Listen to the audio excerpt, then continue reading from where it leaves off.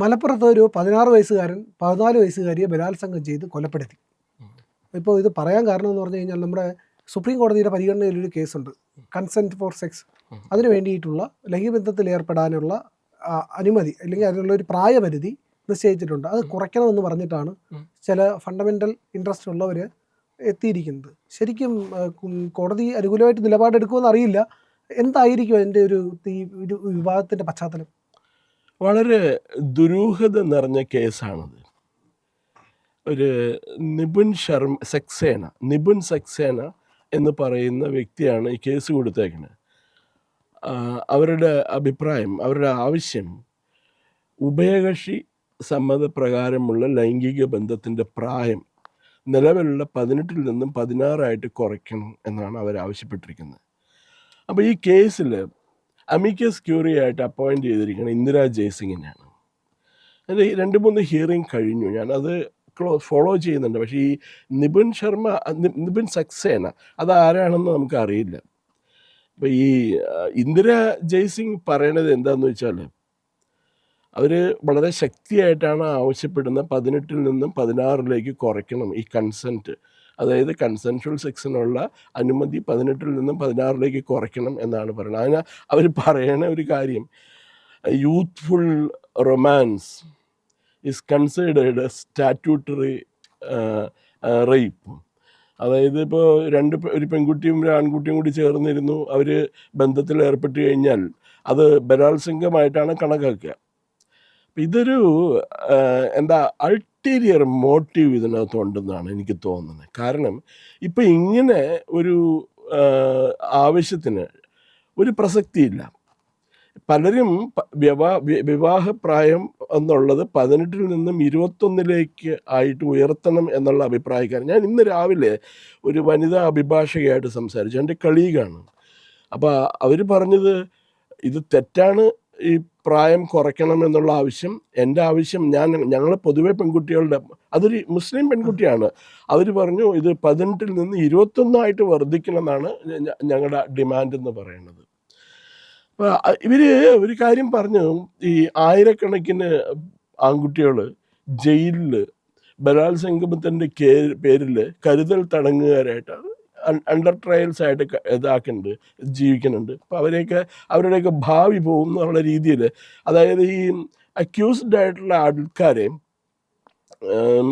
രക്ഷപ്പെടുത്തുന്ന രീതിയിലാണ് അവർ പറയുന്നത്. പ്രിയനറിയോ, ഈ നമ്മുടെ ഈ ഉഭയകക്ഷി സമ്മതത്തോടെ ഒരു ലൈംഗിക ബന്ധത്തിൽ ഇടപെടാനുള്ള പ്രായം ഒരു കാലത്ത് 10 വയസ്സായിരുന്നു. അത് ഇന്ത്യൻ പീനൽ കോഡ് 1860 എഴുതി ഉണ്ടാക്കിയപ്പോൾ 10 വയസ്സായിരുന്നു പ്രായം. പിന്നീട് അത് 1891 അത് അമെൻഡ് ചെയ്തു, ഭേദഗതി ചെയ്തു, അത് 12 വയസ്സാക്കി. പിന്നീട് അത് 1925 14 വയസ്സാക്കിയിട്ട് ഉയർത്തി. ദെൻ വേറൊരു നിയമം കൂടിയുണ്ട് ഈ കൂട്ടത്തിൽ, ചൈൽഡ് മാരേജ് റിസ്ട്രെയിൻറ്റ് ആക്ട് 1929, ശിശുവിവാഹം തടയാനായിട്ടുള്ള ഒരു നിയമമാണത്. ആ നിയമത്തിലും വിവാഹപ്രായം 14 വയസ്സായിട്ട് നിജപ്പെടുത്തി. അവർ പെൺകുട്ടിയുടെ പ്രായം 14 വയസ്സായിട്ട് നിജപ്പെടുത്തി. ഇത് 1940 ഈ നിയമം ഭേദഗതി ചെയ്തു, അത് 16 വയസ്സാക്കിയിട്ട് ഉയർത്തി. ഞാൻ ഈ കടലാസിൽ നോക്കണ തെറ്റരുതല്ലോ, കാരണം ഇത്രയും ഇതായിട്ട് പറയുമ്പോൾ 1978 ഈ ചൈൽഡ് മാരേജ് റിസ്ട്രെയിൻറ്റ് ആക്ട് ഭേദഗതി ചെയ്തു. അങ്ങനെ പ്രായം 18 വയസ്സായിട്ട് ഉയർത്തി 1978. ഇത് തെറ്റാണെന്നാണ് ഇന്ദിരാ ജയ്സിംഗ് പറയുന്നത്. അവർ കോടതിയിൽ അങ്ങനെയാണ് ആർഗ്യൂ ചെയ്തത്. അതിന് അവർ പറയുന്ന കാര്യമുണ്ട്, ഈ കൺസെൻഷ്വൽ സെക്സ് അതിനുള്ള പ്രായം ഇങ്ങനെ 18 ഉയർത്തിയിരിക്കുന്നത് കുട്ടികളുടെ സ്വാതന്ത്ര്യത്തിനെ വയലേറ്റ് ചെയ്യണു എന്നുള്ളതാണ്. 80 വർഷം നമ്മുടെ ഏജ് ഓഫ് കൺസെൻറ്റ് 16 വയസ്സായിരുന്നു. അപ്പോൾ അതിൽ നിന്നുള്ള പാഠങ്ങളൊക്കെ ഉൾക്കൊണ്ടിട്ടാണ് ഗവൺമെൻറ് ഇത് 18 വയസ്സാക്കിയിട്ട് ഉയർത്തിയത്. അതിനിടയ്ക്ക് പ്രിയൻ ഓർമ്മയില്ലേ, ഡൽഹിയിലൊരു നിർഭയ കേസ് നടന്നു. ആ സമയത്താണ് ഈ നിയമം പുതിയ നിയമം കൊണ്ടുവന്ന്, പോക്സോ എന്ന് പറഞ്ഞ് prevention of cruelty sexual cruelty to children എന്ന് പറഞ്ഞൊരു ആക്ട് ഉണ്ട്. അത് നിയമത്തിൽ അത് നിലവിൽ വരുന്നത് വരെ നമ്മുടെ നാട്ടിൽ ലൈംഗിക കുറ്റകൃത്യങ്ങൾ നേരിടുന്നതിന് നിയമങ്ങളിൽ ഉണ്ടായിരുന്നില്ല. പിന്നെ ഈ ഭാരതീയ നിയമസംഹിത 2023 വന്നതാണ്. അതിനകത്ത് സെക്ഷൻ 63 അവർ പറയുന്നുണ്ട് എന്താണ് ബലാത്സംഗം.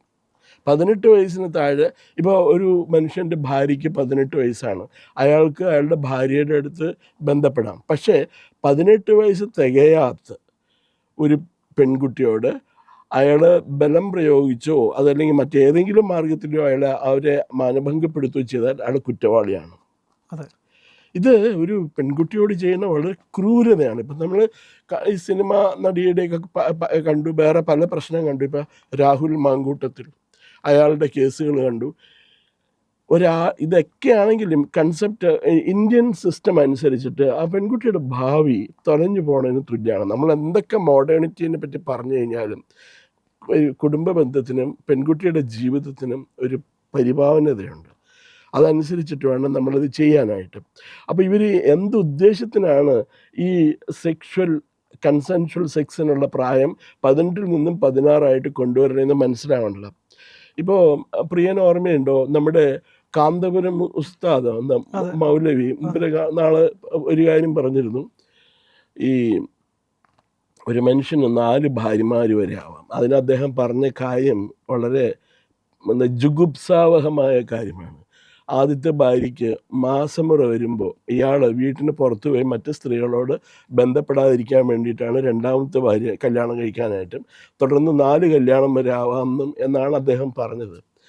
അപ്പോൾ ഈ 4 ഭാര്യമാർ ഒരേ സമയത്ത് തെറ്റായി കഴിഞ്ഞിട്ടുണ്ടെങ്കിൽ പിന്നെ അയാൾക്ക് അഞ്ചാമത്തെ അടുത്ത് പോകേണ്ടി വരില്ലേ.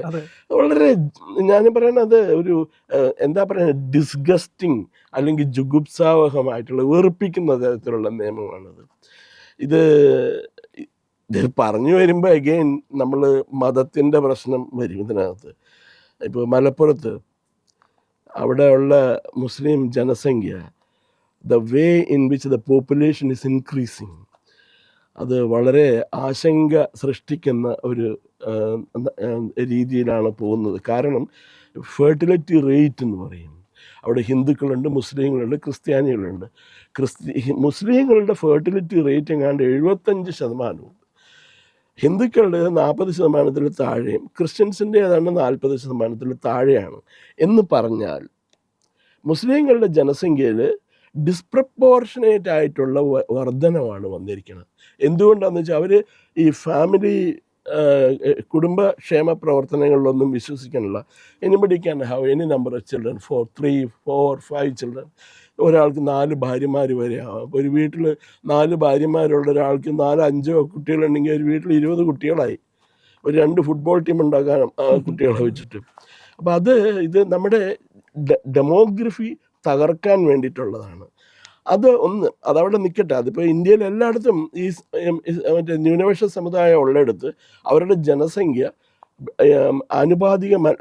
നിലവിലുള്ള ജനസംഖ്യയ്ക്ക് ആനുപാതികമല്ലാത്ത രീതിയിൽ അതിനൊരു പ്രോഗ്രഷനുണ്ട്. നമ്മൾ പറയും ജിയോമെട്രിക് പ്രോഗ്രഷൻ, അതല്ലെങ്കിൽ അരിത്തമെറ്റിക് പ്രോഗ്രഷൻ എന്ന് പറയും.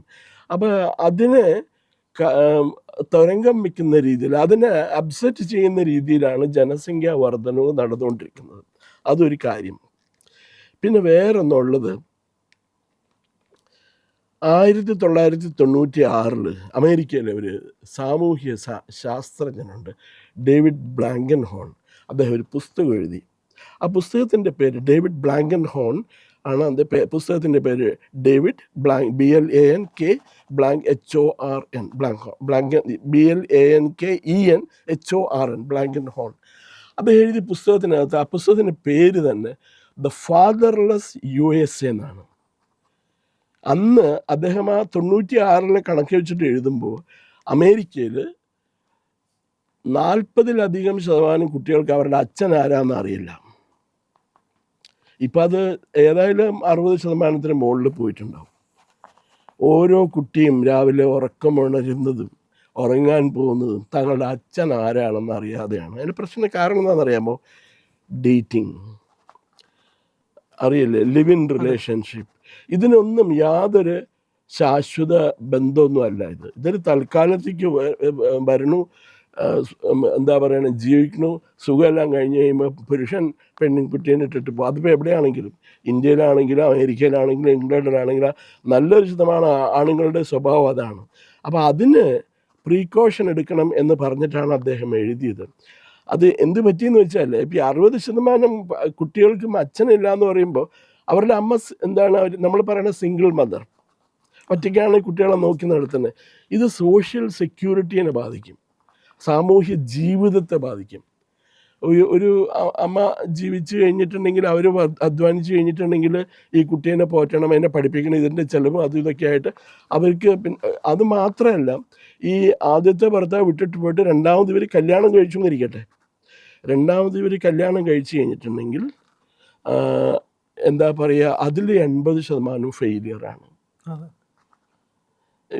ഇനി അതിനോട് ചേർത്ത് വേറൊരു കാര്യം കൂടി പറയാം.